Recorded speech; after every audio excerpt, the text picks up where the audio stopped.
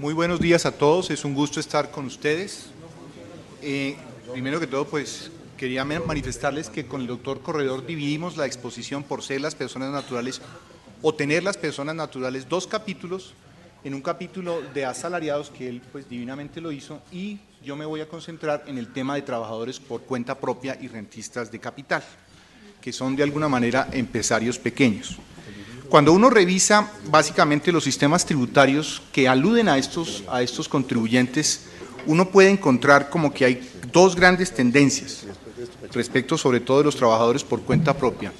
O son el futuro de un país, porque es ahí donde nacen los grandes emprendedores y donde han nacido las grandes ideas.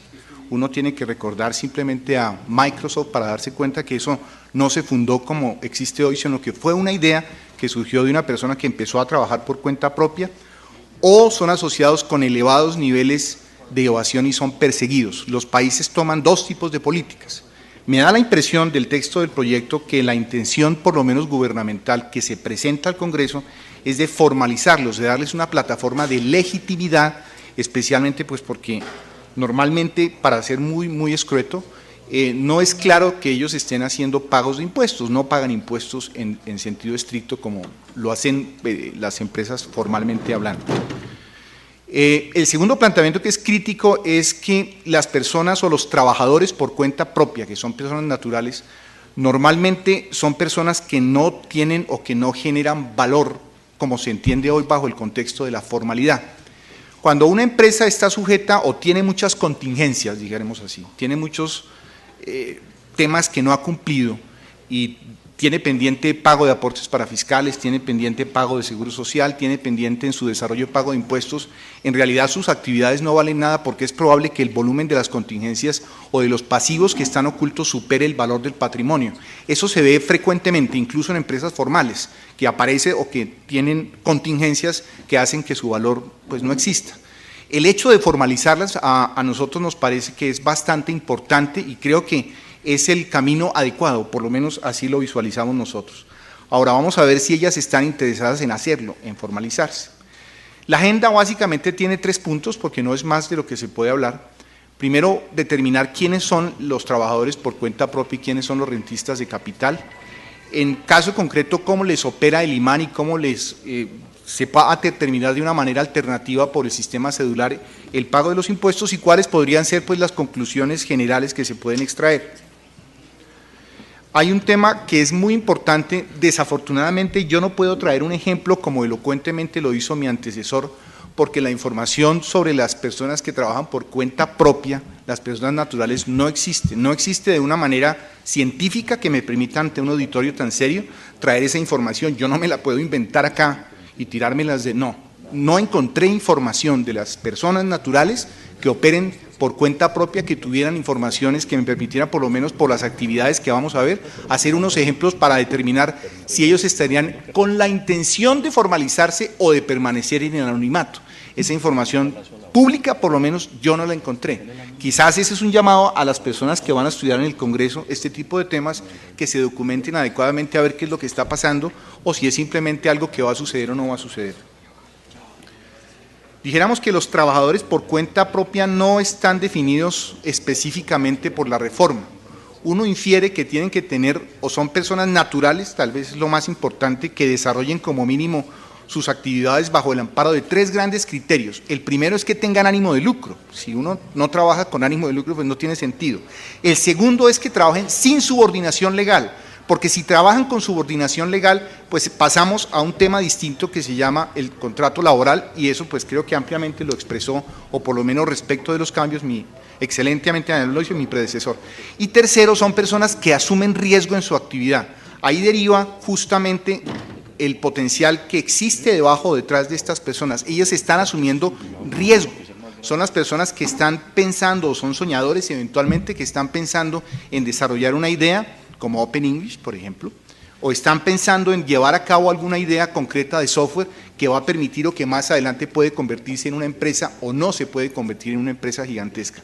No hay estadísticas en Colombia sobre eso. Yo no puedo decirles cuántos de esos son emprendedores, cuántos son en qué regiones están el mayor volumen de emprendedores, cuánto lo hacen con éxito y cuándo, cuando una persona empieza una empresa a los 22 años, a los 50 años tiene una empresa de $1 billón.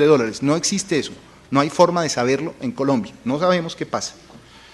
Por otro lado, pues también esas personas pueden o no ser comerciantes, y lo digo es porque también se incluyen a las profesiones liberales que específicamente están excluidas como comerciantes por el Código de Comercio. Esos no son comerciantes, entonces no les aplicaría la ley de comercio. ¿Qué sucede? Pues los trabajadores por cuenta propia, por lo menos en la reforma o en el proyecto que se estudió, están clasificados por actividades agropecuarias, por comercio al retail, por el transporte, por prestación de servicios. El comercio pues al retail, al detalle es la tienda del barrio, de eso se trata, estamos hablando de ese tipo de comerciantes. Las profesiones liberales, las actividades dedicadas a los servicios técnicos, las actividades manufactureras y las actividades de construcción. Dijéramos, ¿cuál es el tema de esto? Cuando se hace la depuración sobre todo de algunos temas que están ahí establecidos respecto de la capacidad que tienen para deducir algunos costos y deducciones, a algunas actividades se les da más posibilidad de solicitar las deducciones en términos porcentuales frente a otras.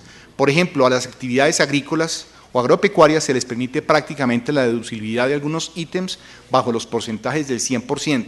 ¿Por qué eso es importante frente a una actividad, por ejemplo, como la actividad de servicios técnicos o profesiones liberales, donde la deducibilidad de esas partidas apenas es el 80 o el 30%? No lo sé. Parece que si uno como ejerciera una profesión liberal y arrienda un inmueble donde además tiene que por lo menos estar para poder atender a sus clientes, no puede deducir sino un porcentaje cercano al 30%. ¿Qué define realmente que eso sea bueno o que sea malo, o quien opera de esa manera quiera formalizarse? No lo sé, y no sé tampoco de dónde salen esas cifras, porque no hay un soporte técnico que avale la informalidad en Colombia ni que permita simplemente decir sí, este proyecto va a originar una propensión marginal a que las personas se formalicen. No lo sé, no hay información sobre eso.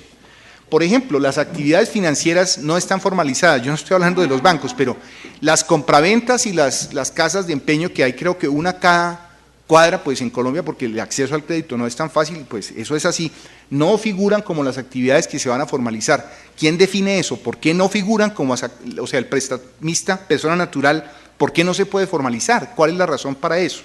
Las actividades editoriales tampoco lo están, ni las actividades de intermediación. ¿Cuál es la razón de eso y qué peso tienen estas actividades frente al total de la informalidad colombiana? No sé. Ahora, el tema de que no se sabe es que no sé si al no saberse se toman decisiones adecuadas, más allá de que pues la idea es que se formalicen, desde luego. ¿Quiénes son los rentistas de capital? Los rentistas de capital pues tampoco existe una definición clara, sino se hace simplemente a las personas naturales que eventualmente obtengan rendimientos financieros, dividendos y participaciones, utilidad en la generación de activos de por lo menos 2 años y que obtengan también réditos o rentas por arrendamiento de bienes muebles o inmuebles. Esas personas pues ven limitados una cantidad de deducciones exclusivamente respecto de las actividades que provienen y no tienen la magnitud de deducibilidad de las personas que sí trabajan por cuenta propia. Es como que hay un estigma respecto de estas personas porque se consideran que sus activos o que la renta que obtienen no son rentas activas, sino internacionalmente se dice que son rentas pasivas. En algunos países son tratados extraordinariamente esas personas. Suiza los trata divinamente, los exonera de impuestos y los invita a que vivan en su territorio y que controlen sus empresas desde su territorio. Otros países los proscriben y los consideran perezosos, porque consideran que lo que debe hacerse es trabajar activamente en busca del rédito y no sentarse y levantarse tarde para esperar que le lleguen los dividendos. ¿Qué es lo mejor? No lo sé, pero pareciera que estas personas que actúan así pues son personas que eventualmente tuvieron creatividad, están en los negocios, son las personas que generan empleo, son las personas que se encargan de tomar riesgos, son las personas soñadoras que sacan adelante las empresas. Entonces, mal valdría que hubieran muchas personas como esas, me parece a mí, y que las tratáramos muy queridamente. Yo sinceramente creo eso. ¿Cómo opera para estas personas, para los trabajadores que trabajan por propia cuenta y para los rentistas de capital, el nuevo, o qué efectos puede tener sobre todo el tema o respecto del tema del IVAN? Digamos en general, y solamente para estas personas, hay una clasificación en 3 grandes bloques o en tres grandes conjuntos: trabajadores por cuenta propia con menos de 5.400 VT, que tienen pues como ingresos brutos un régimen especial, ya lo vamos a ver; trabajadores por cuenta propia y rentistas de capital entre 5.401 y 57.600 VTs de ingresos brutos, aplica pues obviamente aparte del sistema ordinario el IMAN, y obviamente tenemos a los trabajadores por cuenta que tienen por encima de 57.600, que son los que tienen o los que operan bajo el sistema ordinario, y pues de eso simplemente no vamos a decir nada porque continúan trabajando de esa manera. ¿Qué pasa? Y los llamamos al primer subgrupo, que es este grupo de acá, a ver, llamamos a este ingresos inferiores, ingresos medios e ingresos altos, ¿de acuerdo? ¿Qué pasa con las personas de los ingresos inferiores? Dijéramos que ellas tendrían eventualmente que declarar la totalidad de los ingresos ordinarios y extraordinarios, todos los que obtengan, pero podrían hacer tres específicas deducciones: unas deducciones asociadas a sus gastos generales que tienen que ver con el costo de ventas, con el transporte, con los servicios públicos domiciliarios, con los útiles de oficina y con los arriendos, se les permite.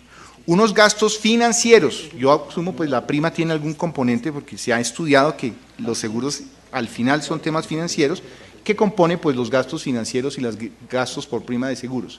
Y están también los gastos laborales, pero solamente cuando se hayan cancelado la totalidad de las obligaciones de seguridad social. Yo no sé si esos gastos son o van a suponer que esa persona decida formalizarse, no lo sé realmente. Si alguien va a decir, hombre, yo más bien permanezco en el ostracismo porque si yo hago estos cálculos no me interesa. Yo no sé tampoco si las personas que están en ese segmento están en la capacidad de hacer esos cálculos, no lo sé, pero por lo menos es la intención que se tiene. Están, después de eso, las personas con ingresos medios. Estas son personas ya un poco más sofisticadas, que tienen seguramente contabilidad, o por lo menos que tienen un libro de cuenta y razón, y que llevan unos numeritos que dicen, mire, le pagué a fulanito esto, o un poco más sofisticado que eso.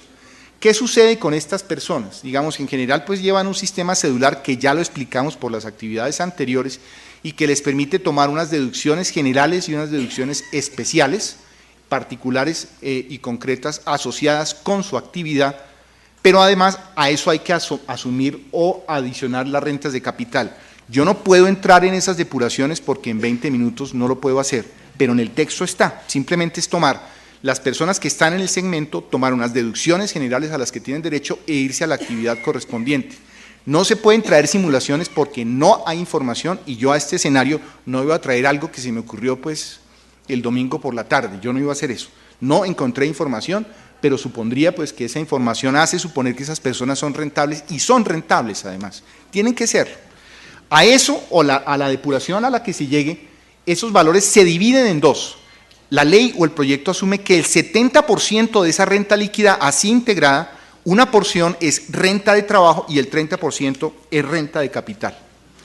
A ese 70% que se le considera renta de trabajo, se le permite una reducción en una serie de deducciones que tienen que ver con los gananciales, con las indemnizaciones por daño, aportes al sistema de seguridad social a cargo del trabajador, pagos catastróficos no cubiertos por el POS, monto de pérdidas por desastres, aportes para fiscales por un empleado de servicio doméstico.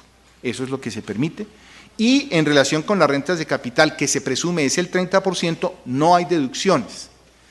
En Brasil, por ejemplo, este capítulo tiene un trato especial incluso para las empresas formales, y es que sobre el capital se permite una deducción teórica de intereses. Y es que en efecto, si alguien está arriesgando capital y se supone que la rentabilidad que va a obtener son los dividendos, si usted quiere cautivar un poco más la inversión o como un incentivo, especialmente para este segmento de informales, podría proponérsele la posibilidad de que teóricamente pudieran deducir un interés o unos intereses asumidos solamente sobre su renta de capital, que sería una especie de prima que el Estado paga para acompañarlos en el proceso de formalidad y acompañarlos también para mitigar el esfuerzo que tienen al asumir riesgos, porque recordemos, los trabajadores por cuenta propia asumen riesgos. No tienen un cheque cada quincena, sino que asumen riesgos. Entonces podría ser eventualmente una posibilidad, en vez de que no haya ninguna deducción, sí crear una deducción especial que permita ese tipo de temas. Brasil lo hace. Y está pues la depuración de las personas de renta líquida o de ingresos superiores, llamémoslo así, pues que determinan la renta líquida conforme al sistema ordinario de liquidación del impuesto, pues que no voy a hablar de eso porque si no, eso es una especialización aquí en la universidad, más o menos. ¿Qué limitaciones están referidas pues al régimen de las personas que trabajan por cuenta propia y los rentistas de capital? En general, en la depuración del IMAN hay que considerar una serie de restricciones que se imponen. Por ejemplo, si estas personas deciden formalizarse y tienen pérdidas fiscales, no se valen las pérdidas fiscales. O sea, se supone que tienen que ser o tienen que originar utilidad. No se vale que hayan pérdidas fiscales.